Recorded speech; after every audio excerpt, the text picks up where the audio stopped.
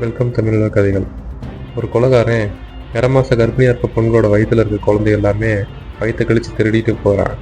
அப்படிப்பட்ட கொலைகாரன்ட்ட நம்ம ஹீரோயின் மாட்டிக்கிறா. அப்படி அவன் மாட்டிக்கிட்டு கடைசியில் எப்படி தப்பிச்சா அப்படின்ற பற்றி தான் இந்த கதை. இந்த படத்தோட பேர் த வார்ம். இப்போ ரீசெண்டாக 2025 ரிலீஸ் ஆயிருக்க படம். 2 மாத கர்ப்பிணி ஒருத்தி காட்டுக்குள்ளே வந்து ஃபோன் பேசிக்கிட்டு இருக்கிறா. கூட அவள் தங்கச்சியும் வந்திருக்காங்க. இந்த இடத்துல கொஞ்சம் அப்படியே வாக்கிங் பண்ணலான்னு வந்திருக்கிறாங்க. அந்த சமயத்தில் அந்த பொண்ணு நான் காட்டுக்குள்ள ஆட போகிறேன்னு சொல்லி போயிடுறா. இவளும் சரி பத்திரம் போயிட்டு வா அப்படின்னு சொல்லி அங்கே செடி பழங்கள் என்னமோ இருக்குது, அதெல்லாம் எடுத்து சாப்பிட்டு பார்க்குறா. அது ரொம்ப புளிப்பாக இருக்குன்னு கீழே துப்பிடுறா. அந்த சமயத்தில் இவளையே யாரோ புதற்குள்ள வந்து நோட்டம் பண்ணிக்கிட்டு இருக்காங்க. அப்போ இவளும் சுற்றி பார்க்குறா. ஆனால் உள்ள ஆள் இருக்கிற மாதிரி அசைவு தெரியுது. ஆனால் உள்ள ஆள் இருக்கிற மாதிரி எந்த ஒரு தடையும் தெரியல. அப்படியே ஒத்து அங்கேயே பார்த்துக்கிட்டே இருக்கட்டியும் ஒரு கட்டத்தில் அந்த உள்ளே இருந்தாலும் வெளியே வந்துடுறான். வெளியே வந்து பார்த்தா தெரியுது அது உடம்பு ஃபுல்லாக கவர் ஆகிற மாதிரி அந்த இலைகளோட மறைச்சிக்கிற மாதிரி ட்ரெஸ் போட்டிருக்கிறான். இடுப்பில் கத்தி எல்லாம் வச்சுருக்கதை பார்த்துட்டு அந்த பொண்ணு பயந்துக்கிட்டு என்ன பண்ண போகிறான்டா அப்படின்னு வயிற்ற பிடிச்சிட்டு அங்கேருந்து ஓடி போய் ஒரு புதற்கல்ல மறைஞ்சிக்கிறா. அப்போயும் அவன் வெளியே வந்துட்டு சுற்றி பார்க்குறான். சுற்றி பார்த்துட்டு ஆளை காணாமட்டு போயிடுறான். அந்த சமயம் அந்த ஓடி போன பொண்ணு திரும்பி வந்துட்டு இவளை பார்த்துட்டு ஹாய் நான் வந்துட்டேன் அப்படின்னு சொல்லி சொல்கிறா. ஆனால் இந்த சவுண்ட் அந்த கொலகாரன் கேட்டுறது. இவன் சத்தம் போடாத, இங்கே யாராவது ஆபத்து இருக்குது, நீ சத்தம் போடாத ஒருத்தர் இருக்கிறான் அப்படின்னு சொல்லி மெதுவாக சொல்கிறான். ஆனால் அந்த பொண்ணு கேட்கல. அவள் பயந்துக்கிட்டு பார்க்கறனால பின்னாடி வந்துட்டான்னு நினச்சிட்டு திரும்பி பார்க்குறா. இந்த பொண்ணும் காட்டுக்குள்ளே பயந்துட்டு ஓடி போயிடுறா. என் வயிற்றுல குழந்தை இருக்கடா பாவி, ஒன்றும் பண்ணிடாதா அப்படின்னு சொல்லி சொல்கிறா. இருந்தாலும் அவன் கத்தியை கையில் எடுத்துறான். அப்படின்னு சொல்லி கட் பண்ணுறாங்க. இப்போ அந்த சின்ன பொண்ணு ஒரு போட்டில் ஒளிஞ்சிருக்கிறா. அந்த இடத்துக்கு இவன் வந்துடுறான். வந்து கையில் அதை ஒரு தொட்டி மாதிரி கொண்டு வந்திருப்பான். அதில் ஒரு குழந்தை இருக்குது. இவன் அந்த பொண்ணு எதுவும் பண்ணிடுவானா அப்படின்னு பார்த்தா எதுவும் பண்ணலை. வெறும் டாட்டா காமிச்சு போயிடுறான். கொஞ்ச நேரத்தில் பார்த்தா அந்த பொண்ணு நடந்து போய் பார்க்குறா. அக்கா வயிற்றை கிழிச்சு குழந்தைய எடுத்த மாதிரி இப்படி செத்து போய் கிடக்குறா. இப்படி இந்த சீனை கட் பண்ணி இப்போ அப்படியே ஸ்பெஷனில் காமிக்கிறாங்க. ஒரு 2 காதல் ஜோடியை வந்து காரில் வந்து வெக்கேஷனுக்கு போயிட்டுருக்காங்க. இதுதான் அந்த படத்தோட ஹீரோயினி, பேர் ஹேலி. இவ தன்னோட காதலன் ரேமண்டோட வீக்கெண்டை வந்து என்ஜாய் பண்ணுறதுக்காக ஒரு கேபினுக்கு காட்டுக்குள்ளே போயிட்டுருக்காங்க. இந்த பொண்ணு வந்து ஏற்கனவே போதை பழத்துக்கு அடிமையாகி மறுவாழ் மையத்தில் இருக்கிறா. அப்போ தான் அந்த பையனை காதலிச்சு லவ் பண்ணி இப்போ வந்து கர்ப்பமாக இருக்கிறா. இப்போ வந்து அந்த போதை மறுவாழ் மையத்துலேருந்து இப்போ ஒரு வாரம் வீக்கெண்ட் இருக்கனால இதை வந்து செலிப்ரேட் பண்ணுறதுக்காக காட்டுக்குள்ளே கேபினுக்கு போகிறாங்க. அங்கேருந்து செலிப்ரேட் பண்ணுறதா ஐடியா பண்ணியிருக்காங்க. அந்த சமயம் போலீஸ் சைலண்ட் சவுண்ட் கேட்கட்டியும் காரை நிப்பாட்டிட்டு ஸ்டேரிங்கில் கையை வச்சு வெயிட் பண்ணிகிட்டு இருக்கிறான். அப்போ அந்த போலீஸ்கார் வராரு. வந்தோடனே நம்ம ஹெய்லிக்கு வந்து தெரிஞ்சவங்களுக்கு, அதனால் ஹே பிக் கண்ட்ரி எப்படி இருக்கீங்க அப்படின்னு சொல்லி பேசுகிறாங்க. அவர் பேர் பிக் கண்ட்ரி வளருக்கு. இவனும் அந்த லைசன்ஸு எல்லாமே எடுத்து காமிக்கிறான். அப்போ அவர் சொல்கிறாங்க, என்ன இந்த கர்ப்பமாக இருக்கிற இந்த சமயம் பார்த்து காட்டுக்குள்ளே வெக்கேஷன் போகிறேன்னு சொல்கிறீங்க, காட்டுக்குள்ளே ஏற்கனவே ஒரு கொலகாரம் சுற்றிக்கிட்டு இருக்கா, கேள்விப்படுறீங்களா, பேப்பர்லாம் படிக்கிறது இல்லையா அப்படின்னு சொல்லி கேட்குறாரு. இவர் அப்புறம் இந்த பொண்ணு எல்லாத்துக்கும் என் பாய் ஃப்ரெண்ட் இருக்கு, நான் பார்த்துக்குருவான், ஒன்றும் பிரச்சனை இல்லை சொல்ல வட்டியான். அவரை திடீர்னு வாக்கி டாக்கியில் கால் வர வட்டியும் அவர் பேசிட்டு அப்படியே போயிடுறாரு. இவங்களும் கார் எடுத்துகிட்டு காட்டுக்குள்ளே இருக்க அந்த கேபினுக்கு போகிறாங்க. அந்த கேபின் வந்து வாடகைக்கு எடுத்துக்காங்க இவங்க. அப்போ அந்த கேபினில் யார் இருக்கான்னா நம்ம ரேமண்டோட அக்கா இருக்கிறாங்க. ரேமா ஓடி வந்து ஹெய்லியை கட்டி பிடிச்சிக்கிறாங்க. கட்டி பிடிச்சிட்டு வயிற்றெல்லாம் தடவி தடவி பார்க்குறாங்க. பரவாயில்ல, இந்த வாரம் டெலிவரி ஆயிரும்ல அப்படின்னு சொல்லி பேசி சந்தோஷப்பட்டுக்கிறாங்க. அப்போ திடீர்னு ரேமண்ட் வந்து எனக்கு வந்து ஹாஸ்பிட்டலில் கொஞ்சம் வேலை இருக்குது, நான் போகணும் அப்படின்னு சொல்லி சொல்கிறான். இவங்களுக்கு கிஸ் பண்ணி வழி அனுப்பிச்சி வச்சுட்டு இப்போ இவங்க 2 பேரும் ஒன்றா சேர்ந்து கேபின்குள்ளே போகிறாங்க. அந்த சமயம் இந்த பிக் கண்ட்ரி கார் வந்து வெளியே நிற்கிது போலீஸ்கார்.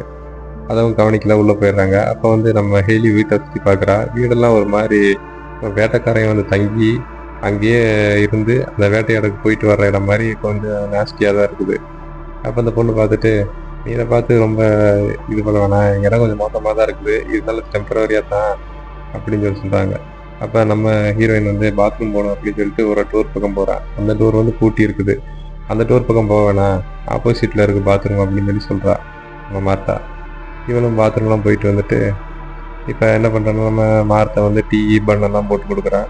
அது நம்ம வெளியே என்ன பண்ணுறாங்க, இவங்க 2 பேரும் வெளியே போய் உட்காந்து சாப்பிட்லாம்ட்டு வெளியே பேசிக்கிட்டே சாப்பிட்டுட்டு இருக்காங்க. அப்போ நம்ம ஹீரோயின் வந்து புதற்குள்ளே யாரோ இருக்கிறாங்க அப்படின்னு நோட் பண்ணுறா. இவன் வந்து மார்த்தாட்ட சொல்கிறா. மார்த்தா பார்த்துட்டு எனக்கு ஒன்றும் தெரியலையே அப்படின்னு சொல்லிட்டு அதை தீயை வந்து தள்ளி விடுறதுக்காக இடுக்கி வச்சுருப்பாங்க. அந்த இடுக்கி எடுத்துகிட்டு நேராக அந்த புதர் பக்கத்தில் போகிறா. உள்ளே பார்த்துட்டு யாரும் இல்லையே அப்படின்னு சொல்லிட்டு வர்றாங்க. மறுபடியும் 2 பேரும் உள்ளே போயிடுறாங்க. அப்போ கூட யாரோ புதற்கர்லேருந்து இவங்க பார்த்துக்கிட்டே இருக்க மாதிரி காமிக்கிறாங்க. இப்போ உள்ளே போயிட்டு என்ன பண்ணுறான்னா நம்ம ஹீரோயின் பேசிகிட்டு இருக்கும்போது திடீர்னு கதவை யாரோ தொட்டாங்க. நம்ம மார்த்தா வந்து யாருன்னு கேட்குறா. உடனே டென்ஷன் ஆகி போய் கதை திறந்து பார்த்தா அது வந்து இந்த கேபின் கூட ஓனரம்மாவும் அவங்களோட ஹஸ்பண்டு தான் இந்த கேபினை வந்து ஓன் பண்ணியிருக்காங்க. மார்த்தா இவங்களை அறிமுகப்படுத்தி வைக்கிறாங்க. இவங்க தான் அந்த கேபினோட ஓனர். அப்புறம் வந்து இவங்க பேர் ஹெய்லி, இவன் என்னோட பிரதர்-இன்-லா. இந்த கேபினுக்கு வந்து வீக்கெண்ட் என்ஜாய் பண்ணுறதுக்காக வந்திருக்காங்க அப்படின்னு சொல்லி சொல்கிறா. அதுக்கு அந்த ஓனரம்மா இந்த ஹெய்லியோட வயிற்றுல தடையை பார்த்துட்டு, குழந்தை இன்னும் ஒரு 2 3 நாளில் பிறந்துடுறவங்களுக்கு காற்று பத்திரமா இருந்துக்க அப்படின்னு சொல்லி சொல்கிறாங்க. அப்போ நம்ம ஓனரம்மாவுக்கு ஒரு மகன் இருக்கிறாங்க. அந்த என்ன பண்ணுறாங்க, எனக்கு வந்து பாத்ரூம் வருது, நான் போகணும் அப்படின்னு சொல்லி அந்த பிள்ளை. இவங்களும் கிளம்பி போகிறாங்க. நான் என் மகன்கிட்ட வந்து குக்கீஸ் கொடுத்து விட்றேன் அப்படின்னு சொல்லிட்டு இவங்க போயிடுறாங்க. அப்போ நம்ம ஹெய்லி என்ன பண்ணுறா, உள்ளே வந்துட்டு இந்த ஆல்பம்லாம் எடுத்து பார்த்துக்கிட்டு இருக்கா. அந்த ஃபோட்டோவில் இருக்கிறது நாங்கள் தான் அப்படின்னு சொல்லி மாத்தா சொல்கிறா. சின்ன வயசில் என் தம்பி ஸ்கூல் அதிகமாக கட் அடிச்சுக்கிட்டு இருந்தான். அதனால் எங்கள் அப்பா ரொம்ப ஒரு டார்ச்சர் பண்ணுவார், அடிப்பார். ஆனால் அவனுக்கு சேர்ந்து ஒரு பொண்ணு வந்து அவன் லவ் பண்ண வட்டியும் இது எல்லாமே மாறிச்சு. ஆனால் எங்கள் அப்பா கொஞ்சம் மோசமான ஆள். அவன் கண்ணு முன்னாடி அந்த பொண்ணை சீரழித்து ரொம்ப காயப்படுத்திட்டாரு. அதுலேருந்து அவன் இப்படி தான் இருக்கிறான், ரொம்ப ரஃப்பாகவே இருப்பான், ஆனால் ரொம்ப ஸ்ட்ராங்கான ஆள் அப்படின்னு சொல்லி மார்த்தா சொல்கிறான். இதை கேட்டுட்டு நம்ம ஹெய்லி ரொம்ப சென்டிமெண்ட் ஆகி, ஓ சாரி, இதெல்லாம் எங்களுக்கு தெரியாது, என்கிட்ட ரேமண்ட் சொல்லவே இல்லையா அப்படின்னு சொல்லி வருத்தப்படுறாங்க. ஆனால் நம்ம மார்த்தா வந்து அப்படியே மியூசிக்கை போட்டுட்டு டான்ஸ் ஆட ஆரம்பிச்சிட்றா. கொஞ்சம் அப்படியே மூடு சேஞ்ச் ஆகுது.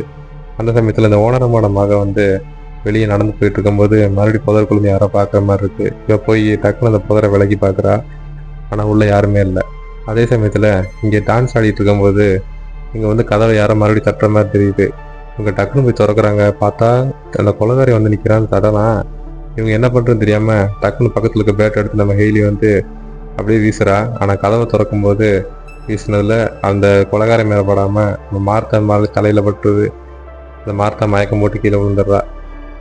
ஆனால் இவன் வந்து மெதுவாக அந்த ஓட்டை வழி பார்க்கும்போது அந்த கொலகாரன் அந்த ஓட்டை வழியாக கத்தியை தூக்கி சரக்குன்னு விடுறான். இவன் பயந்துக்கிட்டு, உனக்கு என்னடா வேணும், யார் நீ அப்படின்னு கத்துறா. நான் எதுவும் பதிலே சொல்லாமல் அப்படியே கொஞ்ச நேரத்தில் கடந்து போயிடுறான்.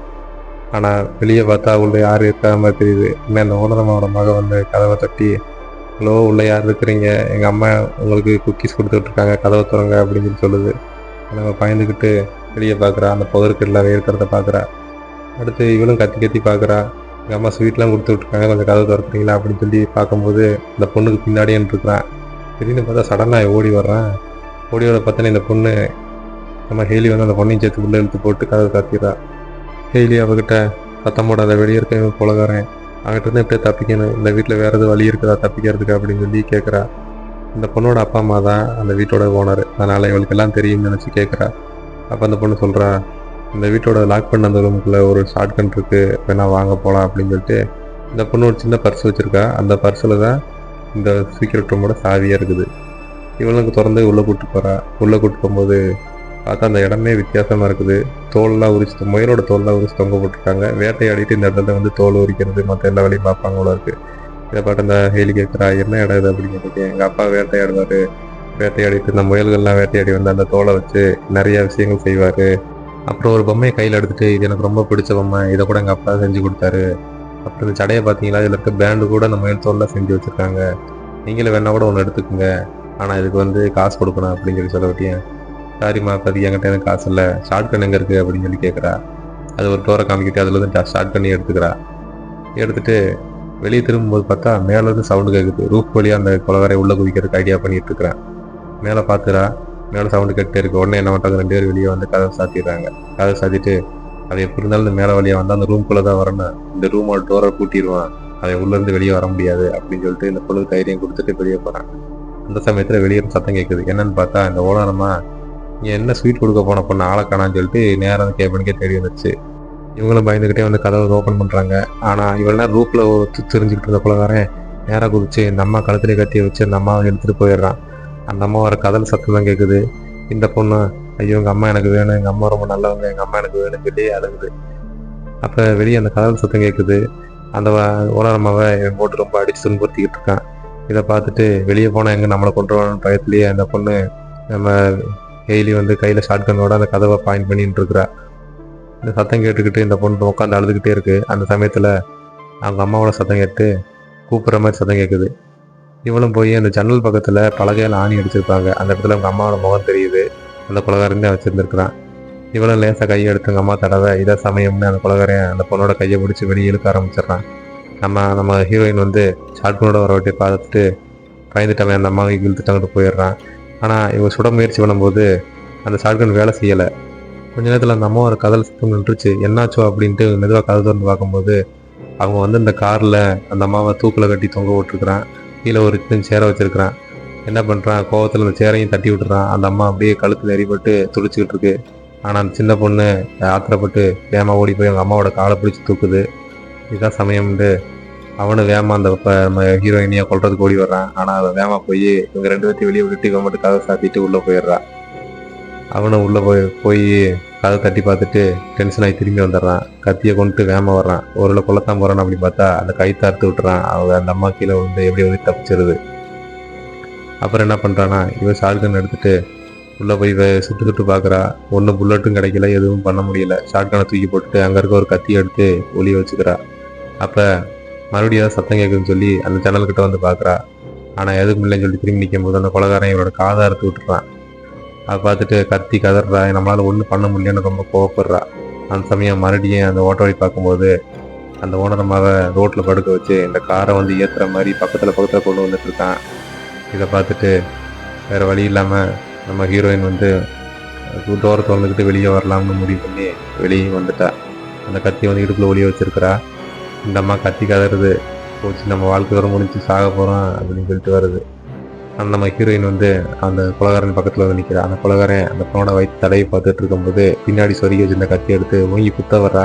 இவன் கையை ஊடல் வட்டோடனே இவன் கையிலே குத்திடுறா. அவனை கத்திட்டு டென்ஷனாக என்ன பண்ணுறான், காரை ஸ்டார்ட் பண்ணி நேராக அந்த பொம்மாவோட தலையிலே ஏற்றிடுறான். அந்த அம்மா தலை நசுங்கி செத்து போகுது. அந்த ரத்தம் அப்படியே நம்ம ஹீரோயின் மேலே தெரிக்குது. காருக்குள்ளே உட்காந்து இந்த ஓனர் மாமாக்களை கதறி அழுதுகிட்டு இருக்கிறா. இந்த கோவப்பட்ட அந்த கொலகாரன் வேகமாக ஓடி வர சுதாரிச்சு நம்ம ஹீரோயின் வேகமாக போய் கதவை சாத்தி வீட்டுக்குள்ளே போயிடுறா. வீட்டுக்குள்ளே போயிட்டு மூஞ்சில் இருக்க ரத்தத்தெல்லாம் தொடச்சிட்டு அந்த கத்தியை எடுத்துகிட்டு மறுபடியும் சவுண்டு எதுன்னு பின்னாடி திரும்பி பார்க்குறா. அந்த சமயம் பார்த்து வெளியே வந்து இந்த சைரன் அலர்னா அந்த ரெட் அண்ட் ப்ளூ லைட் எரியுமே, அந்த மாதிரி லைட் எரியுது. அதை பார்த்துட்டு சரி ஒரு போலீஸ் தான் வந்துருச்சுன்னு கதவு ஹோட்டலில் பார்க்குறேன். ஆமாம், போலீஸ் தான் வந்திருக்குது. அதுக்குள்ளே இருட்டிருச்சு. இவ்வளோ வெளியே வர்றா. வெளியே வந்து அந்த போலீஸ்காருக்குள்ளே எட்டி பார்க்குறா. யாருமே இல்லை. பார்த்தா அந்த கொலகாரன் திடீர்னு வந்து இவளை பின்னாடி வந்து பிடிச்சி உள்ளே கொண்டு போகிறான். அந்த டோருக்குள்ளே கொண்டு போய் வீட்டுக்குள்ளே கொண்டு போயிடுறான். அந்த சமயத்தில் மார்த்தாவை முடிச்சு எந்திரிச்சு நிற்கிறா. பக்கத்தில் டேபிள் மேலே தான் கத்தி வச்சிருக்கிறான். அந்த கத்தியை எடுத்துகிட்டு அந்த கொலகாரனை நோக்கி நிற்கிறா. அப்போ வந்து திடீர்னு அந்த போலீஸ்காரர் வந்திருக்காரு. ஏற்கனவே இந்த கொலகாரன் அந்த போலீஸ்காரன் குத்தி இருப்பான் போல இருக்க வயசில் அந்த ரத்தத்தை பிடிச்ச வாக்கில் வந்து நிற்கிறாரு. கையில் கண் வச்சிருக்கனால நேராக்கு கொலகாரனோட தலைக்கு நேராக பாயிண்ட் பண்ணிவிட்டு அந்த பொண்ணை விட்டுரு, இல்லைன்னா நடக்கிறத வேறன்னு சொல்லிட்டியும் அவனே என்னவோ நினச்சி விட்டுட்டான். விட்டுட்டு இவ்வளோ நாள் ஆட்டம் காட்டிட்டு இருந்தேன், ஆனால் இவனை பிடிச்ச பெருமை வயத்தில் சேரும் அப்படின்னு சொல்லிட்டு அந்த கண்ணை சுடலான்னு போகும்போது திடீர்னு பார்த்தா அவருக்கு தொண்டைக்குழியில் வந்து ஒரு கத்தி இறங்குது. என்னன்னு பார்த்தா இந்த மார்த்தா தான். ஏன் இப்படி பண்ணா அப்படின்னு சொல்லி பார்த்தா இங்கிட்டு திரும்பி பார்க்கும்போது அந்த கொலகாரத்தோட மாஸ்க்கை கழட்டிட்டு பார்த்தா நம்ம ஹீரோயினோட லவ்வரு ரேமண்டு. இவங்க 2 பேர் தான் பிளான் பண்ணி இத்தனை நாள் அந்த கொலையெல்லாம் பண்ணிட்டு இருக்காங்கன்னு அந்த கோடி பொழுதுல நம்ம ஹீரோயினுக்கு தெரிய வருது. இவளை அங்கேருந்து கேட்க சிரிக்கிறாங்க. இவங்க 2 பேரும் பார்த்தா கிஸ் பண்ணிட்டு இருக்காங்க. என்னடா அக்கா தம்பின்னு சொல்லிட்டு இந்த மாதிரி வேலையெல்லாம் பண்ணிட்டு இருக்காங்களேன்னு சொல்லி வெறிச்சு பார்த்துக்கிட்டு இருக்கா. ஆனால் இவங்களா இவ்வளோ நாள் இது கூட தெரியாமல் நம்ம கூட வந்து தங்கியிருந்துருக்காவன்னு சிரிக்க ஆரம்பிச்சிடுறானுங்க. ஆனால் அந்த சமயம் நம்ம ஹீரோயின் வந்து என்ன பண்ணுறான்னா போலீஸ்காரனோட கண்ணை எடுத்துகிட்டு அவங்க மேலே நீட்டி அப்படியே வெளியே போயிடுறா. வெளியே போய் போலீஸ்கார் காரில் ஏறி தப்பிச்சு போயிடலான்னு ஏறி உட்காடுறா. ஆனால் நம்ம கொலகாரம் என்ன பண்ணுறாங்கன்னா அந்த இடத்துல வந்து அந்த பேட்டரியோட வயரை நம்ம பிடிங்கிடுறான். இதை பார்த்து டென்ஷன் ஆகிட்டு வெளியே வர்றவ நம்ம இங்கே வந்த காரோட சாவியை கொடுன்னு சொல்லி எப்படியே மிரட்டி சாவியை வாங்கிட்டு போயிடுறா. இவங்க வெக்கேஷன் வந்து அந்த கார் வந்து அந்த இடத்துல ஓரம் அணிக்குது. அங்கே போய் அந்த காரில் ஏறி அங்கேருந்து தப்பிச்சும் போயிடுறா. ஆனால் அந்த கார் வந்து லேட்டஸ்ட் மாடல் போல இருக்குது. அந்த கொலகாரி அங்கேருந்து ஏதோ கம்ப்ளைண்ட் பண்ணியிருப்போம் போல இருக்குது. உடனே அது வந்து ஆட்டோமேட்டிக்காக இன்ஜின் வந்து ஷட் டவுன் ஆகிற மாதிரியான மாடல் வந்து. அதனால் இங்கே தகவல் சொல்லிடுது, இந்த மாதிரி கார் தெஃப்ட் ஆகிருக்குன்னு சொல்லி தகவல் வந்திருக்கு. அதனால் காரை ஓரம் கட்டுங்க அப்படின்னு சொல்லி இன்ஜின் வந்து அதே ஆஃப் ஆகிருச்சு. இவ்வளோ ஒரு வழி இல்லாமல் காரை நிப்பாட்டிட்டு வெளியே வந்து அப்போ அந்த கொலகாரி நம்மளை ஃபாலோ பண்ணி தான் வந்திருப்பான்னு கண்ணை வச்சு சுற்றியும் பார்க்குறா. அப்போ தூரத்தில் ஒரு கார் வந்து இங்கே வருது. ஆனால் அந்த சமயத்தில் அந்த கொலகாரை வந்து நம்ம ஹீரோனோட வாயை பற்றி அங்கேருந்து புதற்குள்ள தூக்கிட்டு போயிடுறான். ஆப்போசிட்டில் வந்த காரில் ஒரு 3 பொண்ணுங்க வந்திருக்காங்க. இங்கே யாருன்றது நான் பார்த்தேனே அப்படின்னு சொல்லி ஒருத்தி வந்து இறங்கி பார்க்குறான். ஆனால் மற்றவளுக்கு வந்து அதெல்லாம் தேவையில்லாமல் இங்கே ஒன்றும் பண்ண வேணாம், நைட் நேரத்தில் கீழே இறங்காத, வா போகலான்னு கூப்பிட்டு போயிடுறாங்க அந்த பிள்ளைங்க. புதற்குள்ள இருந்த கொலகாரன் அவள் தலையில் கண்ணு வச்சு மிரட்டிட்டு இருக்கும்போது திடீர்னு அந்த பொண்ணுக்கு பிரசவ வலி வந்துடுது. பொழுது விடிஞ்சிருது. அவனோட அந்த சீக்ரெட் ரூம் ஒன்று இருந்துச்சு. அந்த ரூமில் தான் இந்த பொண்ணை படுக்க வச்சு பிரசவம் பார்த்துட்ருக்காங்க. அப்போ அந்த மார்த்தா சொல்கிறா, இது வரைக்கும் நாங்கள் வயிற்று கழிச்சு தான் குழந்தை எடுத்திருக்கோம், நீங்கள் ஒருத்தி தான் சுகப்பிரசவம் பண்ண போகிற அப்படின்னு சொல்லி சொல்கிறா. அதுக்கு நம்ம ஹீரோயின் டென்ஷன் ஆகி சின்ன வயசில் உங்கள் அப்பா சீரழிச்ச அந்த பொண்ணு நீயா தாண்டி இருக்கும், நீயே இந்த ரேமண்டு தானே லவ் பண்ணி கல்யாணம் பண்ணிட்டு இருக்கிறீங்க, அக்கா தம்பின்னு கொஞ்சம் கொஞ்சம் உணர்ச்சி இல்லையா அப்படின்னு சொல்லி நம்ம ஹீரோயின் சத்தம் போடுறான். அதுக்கு டென்ஷன் ஆகி இந்த மார்த்தா கோவப்பட்டு அடிக்க போகிறான். ஆனால் அந்த ரேமண்ட் எடுத்துடுறான். அப்போ ஒரு வழியாக நம்ம ஹீரோயினு குழந்தைய பற்றி எடுத்துடுறா. ஆனால் அந்த குழந்தைய இவங்க வந்து கண்ணில் கூட காட்டாமல் அப்படியே ஓரத்தில் வச்சு அந்த குழந்தைய க்ளீன் பண்ணி இவங்க வச்சுக்கிறாங்க. இனிமேல் இது என்னோட குழந்தை அப்படின்னு சொல்லி சொல்கிறா அந்த மார்த்தா. நம்ம ஹீரோயினை கதை அழுகிறா, என் குழந்தைய எனக்கு காமிங்க, என் குழந்தைய நான் பார்க்கணும் அப்படின்னு சொல்லி சொல்கிறா. நான் அதெல்லாம் கேட்காம அந்த மார்த்தா என்ன சொல்கிறான்னா, இவன் நம்மளை எங்கே வேணால் அடையாளம் கட்டிடுவா, இவளை கொண்டு அப்படின்னு சொல்லிட்டு அவன் வெளியே போயிடுறான். இந்த ரேமண்ட் வந்து கத்தி எடுத்து வச்சுருக்கான். ஆனால் அவனுக்கு கொல்ல மனசு இல்லை. கொஞ்ச நேரம் கழிச்சு இந்த வெளியே வந்து காரில் இந்த மார்த்தா என்ன பண்ணுறான்னா, இந்த குழந்தைய வந்து அந்த தொட்டியில் உட்கார வச்சு சீட் பெல்ட்லாம் போட்டு விட்டுட்ருக்கா. அப்போ சொல்கிறா, நான் உனக்கு உன்னோட நீங்கள் பெரிய அக்காவையும் காமிக்கிறேன் அப்படின்னு சொல்லி சொல்கிறா. அப்போ இதுக்கு முன்னாடி கடத்தின குழந்தைகளை வளர்த்துக்கிட்டு தான் இருக்கிறா. இவளால் வந்து அம்மா வாங்க முடியல. அதனால் இந்த மாதிரி குழந்தைகள் 3 மாத கர்ப்பிணியாக இருக்க பொண்ணுகள்லாம் கடத்தி அந்த பொண்ணோட வயிற்றை கிழிச்சு குழந்தைய எடுத்து இவங்க வளர்த்துக்கிட்டு இருக்கிறாங்க. அந்த குழந்தை லேசாக அழுகிற மாதிரி தெரியுது. ஒரு சின்ன மியூசிக்கை ப்ளே பண்ணி விட்றா மாத்தா. ஆனால் பேக்ரவுண்டில் அந்த கேபின்குள்ளே வந்து நம்ம ஹீரோயின் தொடர்ந்து கதற சவுண்டு கேட்டுக்கிட்டே இருக்குது. அப்போ அந்த ரேமண்டும் வந்து காருக்குள்ளே உட்காந்துருக்கான். அப்போ மாத்தா கேட்குறா, என்ன கதையை முடிச்சிட்டியா அப்படின்னு கேட்குறா. இல்லை, அவளை என்னால் கொல்ல முடியல அப்படின்னு சொல்லிட்டு அப்படியே முடிச்சு பார்த்துட்டு இருக்கிறான். அப்போ அந்த மாத்தா என்ன பண்ணுறான், அவளை நானே கொள்கிறேன் அப்படின்னு சொல்லி போகிறான். ஆனால் அதுக்கு அந்த ரேமண்ட் சொல்கிறான், இல்லை அவள் கண்ணை நான் எடுத்துகிட்டு வந்துட்டேன், இனிமேல் அவளால் நம்ம அடையாளம் கட்ட முடியாது அப்படின்னு சொல்லி சொல்கிறான். இவங்களை சிரிச்சுட்டு அங்கேருந்து கார் எடுத்துகிட்டு இந்த ஏரியா விட்டே கிளம்பி போயிட்டாங்க. போகிற வழியில் அந்த கண்ணை தூக்கி ஒரு போர்டில் அடிச்சுட்டு போயிடுறாங்க. இப்போ தான் உள்ளே காட்டுறாங்க, நம்ம ஹீரோயின் 2 கண்ணு பிடுங்கப்பட்டு அரையூருமா இருக்கிறா. இப்போ அந்த ஓனர் மாமாவோட காமிக்கிறாங்க. அவங்க அம்மாவை கொண்டதுக்கப்புறம் இந்த பொண்ணை கொண்டு வந்து புதரில் போட்டு அவங்கள இருக்க அந்த குலகாரன் இந்த கடனை அவன் முழிக்கிற மாதிரி அந்த சீனை காமிச்சு இந்த கதையை முடிக்கிறாங்க. ஒருவேளை எழுந்திரிச்சு போய் நம்ம ஹீரோயினை காப்பாற்றுறதுக்கு வாய்ப்பு இருக்குது அப்படின்னு சொல்லி ஒரு எண்டிங்கோட இந்த படம் முடியுது. இந்த வீடியோ உங்களுக்கு பிடிச்சிருந்தா நம்ம சேனலுக்கு சப்ஸ்கிரைப் பண்ணி இந்த வீடியோக்கு லைக் பண்ணிக்கோங்க. ஏதாவது நிறைய குறைகள் இருந்தால் கமெண்ட்டில் சொல்லுங்கள். தேங்க்யூ.